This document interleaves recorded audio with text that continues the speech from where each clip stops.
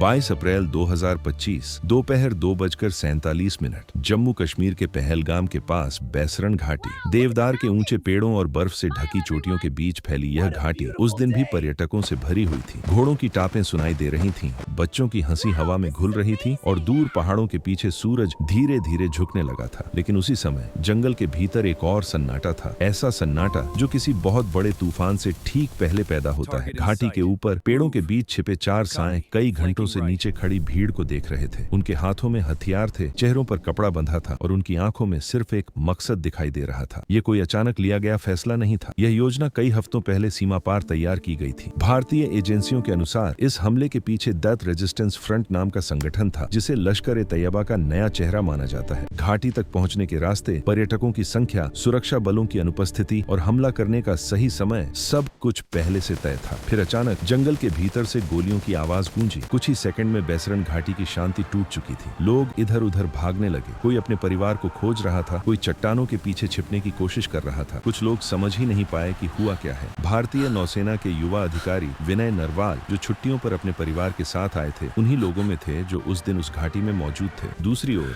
स्थानीय घोड़ा चालक सैयद आदिल हुसैन शाह, जो रोज की तरह पर्यटकों को घाटी तक लेकर आया था, अचानक उस भयावह दृश्य के बीच फंस गया। कुछ ही मिनटों में घाटी, जहां कुछ देर पहले हंसी सुनाई दे रही थी, अब चीखों और अफरा तफरी से भर चुकी थी। हमला केवल 5 मिनट चला, लेकिन उन 5 मिनटों ने पूरे देश को बदल दिया। हमलावर जंगल के रास्ते वापस उसी अंधेरे में गायब हो गए जहां से वे आए थे। पीछे रह गई टूटी हुई चप्पलें, बिखरे हुए बैग और उन लोगों की खामोशी जो कुछ देर पहले तक छुट्टियां मनाने आए थे। जब पहली बार सुरक्षा बल घाटी में पहुंचे, तब तक बहुत देर हो चुकी थी। सबसे बड़ा सवाल यही था कि इतनी संवेदनशील जगह पर उस दिन कोई सुरक्षा तैनात क्यों नहीं थी। बाद में यह सामने आया कि बैसरण घाटी को पर्यटकों के लिए तय समय से 2 महीने पहले खोल दिया गया था, लेकिन सुरक्षा एजेंसियों को इसकी पूरी जानकारी नहीं दी गई थी। यही वह चूक थी जिसने हमलावरों को मौका दे दिया। उसी शाम दिल्ली में प्रधानमंत्री नरेंद्र मोदी अपनी विदेश यात्रा बीच में छोड़कर वापस लौटे। रात के लगभग 11 बजे प्रधानमंत्री आवास में एक आपात बैठक शुरू हुई। कमरे के भीतर नरेंद्र मोदी, अजीत डोभाल, राजनाथ सिंह और सेना के तीनों प्रमुख मौजूद थे। मेज पर फैले नक्शों के बीच एक ही सवाल था, यह हमला हुआ कैसे और इसके पीछे कौन है। अजीत डोभाल के सामने रखी फाइलों में पिछले कुछ महीनों की खुफिया रिपोर्टें थीं। उनमें बार बार एक ही नाम सामने आ रहा था, द रेजिस्टेंस फ्रंट। यह वही संगठन था जिसने पहले भी कई छोटे हमलों की जिम्मेदारी ली थी, लेकिन इस बार उसका निशाना सीधे भारत के आम नागरिक थे। अगले 24 घंटों में कश्मीर की हर सड़क पर सेना दिखाई देने लगी। हेलीकॉप्टर घाटियों के ऊपर मंडराने लगे। जंगलों में तलाशी अभियान शुरू हुआ। पहलगाम से लेकर अनंतनाग तक हर रास्ता बंद कर दिया गया। लेकिन असली लड़ाई केवल उन 4 हमलावरों को खोजने की नहीं थी। असली लड़ाई उस साए को पहचानने की थी जो हर बार नया चेहरा पहनकर सीमा पार से लौट आता है। पहलगाम का हमला केवल एक आतंकी घटना नहीं था, यह उस दावे पर सीधा वार था जिसमें कहा जा रहा था कि कश्मीर अब पूरी तरह बदल चुका है, कि घाटियों में अब केवल सैलानी आएंगे और बंदूकें हमेशा के लिए खामोश हो चुकी हैं। लेकिन 22 अप्रैल 2025 की उस दोपहर ने दिखा दिया कि पहाड़ों की खामोशी के पीछे अब भी एक अंधेरा छिपा हुआ है। और शायद सबसे खतरनाक बात यही है कि वह अंधेरा अब भी कहीं न कहीं अगली तारीख और अगली जगह का इंतजार कर रहा है।